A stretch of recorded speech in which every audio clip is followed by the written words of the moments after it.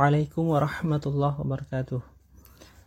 Kali ini kita akan masuk ke subbab 6.4 yaitu teorema Taylor sebagai lanjutan dari bab turunan. Mungkin teorema ini tidak asing, apalagi yang misalnya telah memprogramkan mata kuliah diskrit di materi fungsi pembangkit. Kalau saya tidak salah itu ada juga yang ini. Dia mungkin di sana dikenalnya Maclaurin, tapi itu kan merupakan hal khusus dari Taylor. Jadi Taylor ini yang bentuk umumnya. Untuk teorema Taylor sendiri ini, teorema ini memiliki kegunaan yang juga bisa dibilang banyak. Mengapa? Karena teorema Taylor ini memberikan pendekatan terhadap suatu fungsi. Jadi kita bisa memberikan pendekatan fungsinya dalam bentuk polinomial. Ya tentu ada syarat-syarat untuk fungsinya, nanti kita lihat di teoremanya. Jadi misalnya kita punya fungsi, kita bisa buat dalam bentuk polinomialnya. Itulah salah satu kegunaan dari teorema Taylor.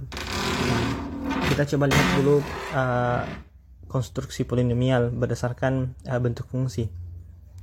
Di sini, misalnya kalau kita punya fungsi f yang terdiferensial sampai turunan ke n di titik x0, maka kita bisa mengkonstruksi polinomial berderajat n, yaitu Pn, di mana nanti Pn x0 nya sama dengan fx0, dan turunan ke k dari Pn di x0 itu sama dengan turunan ke k dari f di x0. Untuk k nya mulai dari turunan pertama, kedua, ketiga sampai ke n.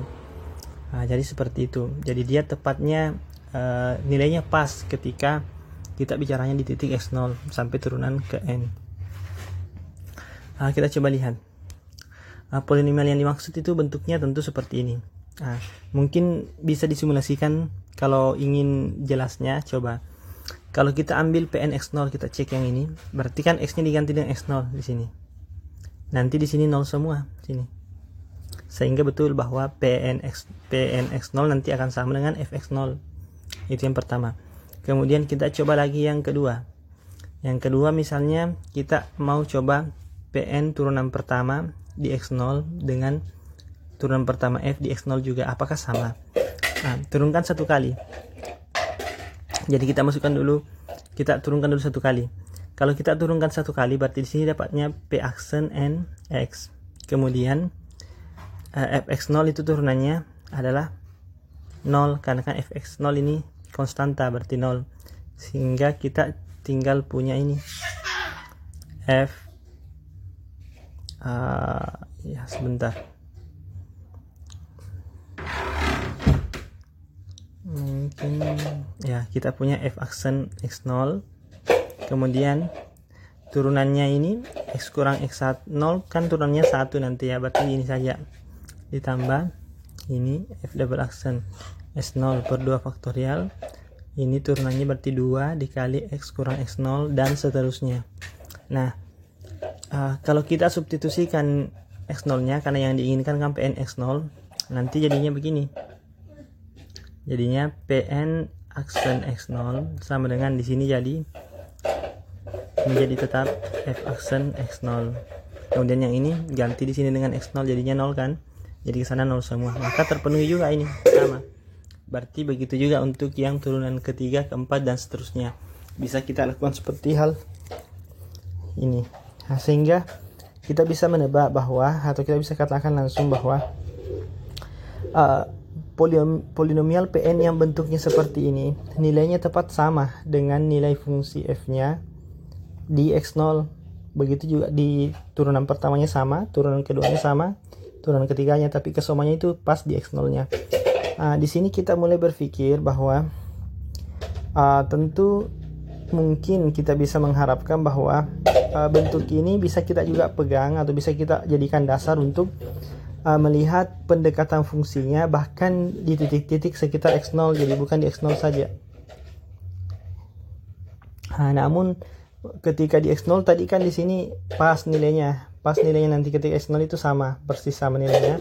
Namun ketika di titik sekitar x0 tentu akurasinya nanti ada, artinya dia memiliki selisih lah antara yang fungsi sebenarnya dengan PN-nya di setiap titik X-nya yang ada di dekat X0. Berbeda dengan di X0-nya sendiri. Kalau di X0-nya sendiri ya jelas bahwa nilainya pas sama dengan PN X0. Namun untuk di sekitar X0, misalnya yang ada di kirinya atau di kanannya X0, itu dia punya nanti namanya sisa. Kita istilahkan dengan sisa ini. Sisa ini ya tentu PN ini kalau mau jadi F di X kan jadinya begini. Kita mau menginginkan Fx sama dengan PNX, berarti ini tambahkan dengan sesuatu. Katakanlah dia adalah di sini dikatakan Rnx. Inilah yang disebut dengan sisa nantinya. Makanya sisa ini rumusnya adalah F dikurangi PN. Saya kira cukup jelas. Seperti itu. Nah, berangkat dari situ kita sudah bisa melihat teorema berikut ini, yaitu teorema Taylor yang menjadi pokok pembahasan di subbab ini. Teorema Taylor. Teoremanya seperti ini. Diberikan bilangan asli n, kemudian interval tertutup I A, B, dan misalkan fungsi f dari I ke R, sehingga f dan turunan-turunannya sampai turunan ke n itu kontinu pada I, dan turunan ke n tambah 1 dari f itu ada pada A, B, artinya pada interval itu, interval buka A, B. Itu yang diketahui. Jika X0 elemen I, maka untuk sebarang X di I, jadi untuk sebarang X anggota interval, itu terdapat titik C. C itu antara X dengan X0. Antara X dengan X0. Jadi kalau misalnya X-nya lebih kecil dari X0, berarti C elemen interval buka X, X0. Kalau X-nya lebih dari X0, berarti C elemen interval buka X0, X. Jadi sebenarnya juga saya lupa tadi, teorema ini nanti juga bisa dipandang sebagai memperluas hubungan antara fungsi dengan turunannya. Kalau misalnya di teorema nilai rata-rata kita telah menemukan hubungan antara nilai fungsi dengan turunannya, turunan pertamanya, maka di sini adalah turunan yang lebih dari satu. Jadi turunan kedua, turunan ketiga, dan seterusnya. Dikaitkan dengan nilai fungsinya. Seperti itu. Kita lanjutkan. Jadi di sini dikatakan jika X0 elemen I, maka untuk setiap X anggota I terdapat titik C yang terletak antara X dengan X0, yang nilainya antara X dengan X0, sehingga berlaku ini bentuk 2. Fx sama dengan Fx0 dan seterusnya. Sampai di sini berlaku. Bagaimana untuk membuktikannya? Nah, kita nanti akan memanfaatkan bentuk Rn yang tadi di atas ini. Pertama, untuk membuktikannya kita tetapkan dulu. Katakanlah J sebagai interval tertutup dari X0, X. Tentu kita tidak tuliskan karena di sini kita bicaranya umum. Tidak ada keterangan bahwa S0-nya lebih kecil dari X. Tidak ada juga keterangan bahwa S0-nya lebih dari X. Makanya kita katakan saja langsung interval tertutup X0, Xe yang menjadi ujung-ujungnya dikatakan sebagai J. Kemudian kita definisikan fungsi F pada J. Jadi F-nya nanti didefinisikan pada J. Artinya begini, F dari J ke real. Seperti itu. Dengan pendefinisian ini, untuk setiap T elemen J, Ft-nya sama dengan ini.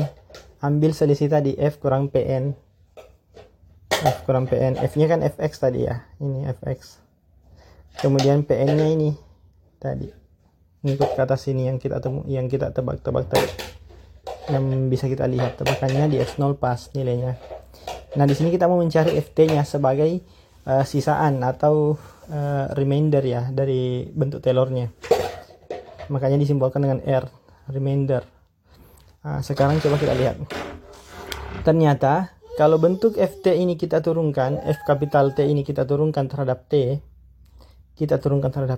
itu mudah kita lihat dengan perhitungan akan diperoleh ini. Tidak usah terlalu khawatir bahwa ini panjang, kenapa bisa jadinya tinggal satu suku ya. Silahkan turunkan saja terhadap T. Jika kita lakukan seperti itu, nanti akan ketemu hasil yang di bawah ini. Nanti akan saling menol-menolkan begitu. Selanjutnya, ini yang pertama kita peroleh. Kemudian kita lakukan lagi pendefinisian yang kedua, fungsi yang kedua. Ini nanti yang kita kenakan teorema Rolle supaya menemukan hasil yang diinginkan. Kita definisikan lagi fungsi G. Tentu karena target kita ingin menggunakan teorema Rolle, maka kita targetkan nanti nilai ujung-ujungnya harus 0. Jadi nilai Gx0 dan Gx-nya harus 0, ini targetnya. Dibentuklah pendefinisian fungsi seperti ini. Saya kira ini GT sama dengan FT, F kapital T, dalam kurung X kurang T per X kurang X0 pangkat N tambah 1 dikali F kapital X0 untuk setiap T elemen Y. Saya kira ini bisa kita lihat bahwa kalau substitusi X0-nya, T-nya diganti dengan X0, pasti hasilnya 0. Begitu juga kalau diganti dengan X, pasti hasilnya 0 juga. T-nya diganti dengan X. Sehingga karena kita sudah punya itu G0x, Gx-nya, dan tentu G-nya ini tetap merupakan fungsi yang memenuhi syarat-syarat untuk menggunakan teorema Rolle. Silahkan dilihat syarat-syaratnya. Kalau saya tidak salah itu terdiferensial ya syaratnya.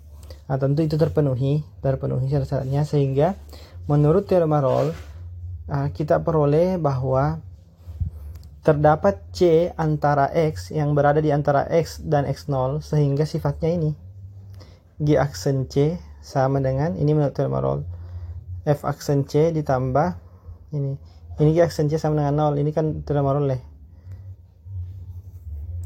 Kalau dia mencapai nilai maksimum atau minimumnya, kan dia katanya turunannya di situ harus 0. Nah di sini kan kita peroleh nanti di sini akan tercapai. Kenapa? Karena GS0-nya kan sama dengan GS sama dengan 0, artinya ujungnya sama-sama 0. Dan saya kira kalau dilihat teroleh lebih jelas lah teorema Rolle-nya.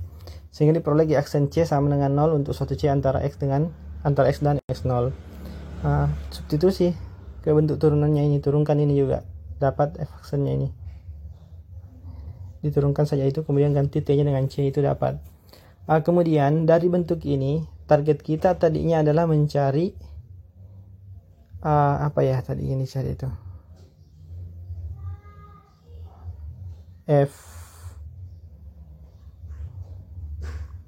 fx-nya ya, f besar x-nya, ft-nya ini yang sebagai sisanya dicari tadi. Kita lihat dulu kalau begitu. Kalau kita kerjakan ini, kita ubah menjadi fx0 sama dengan, itu kan bisa dengan aljabar biasa didapat yang ini, sehingga diperoleh fx0-nya itu yang ini.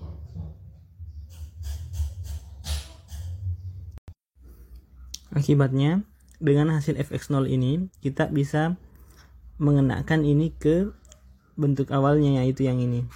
Berarti ini ganti T-nya dengan S0, sehingga bentuk ini, bentuk di sini itu akan mirip dengan kembali ke PN atau kembali ke sini sampai di sini. Kemudian inilah yang menjadi Rnx-nya sisanya, atau dalam hal ini kalau kita lihat di bukti, inilah yang menjadi fx0-nya. Berarti terbukti bahwa sisaannya itu adalah yang ini, turunan ke n tambah 1 dari f di c per n tambah 1 faktorial dikali x dikurang x0 pangkat n tambah 1. Dengan begitu kita telah membuktikan teorema Taylor.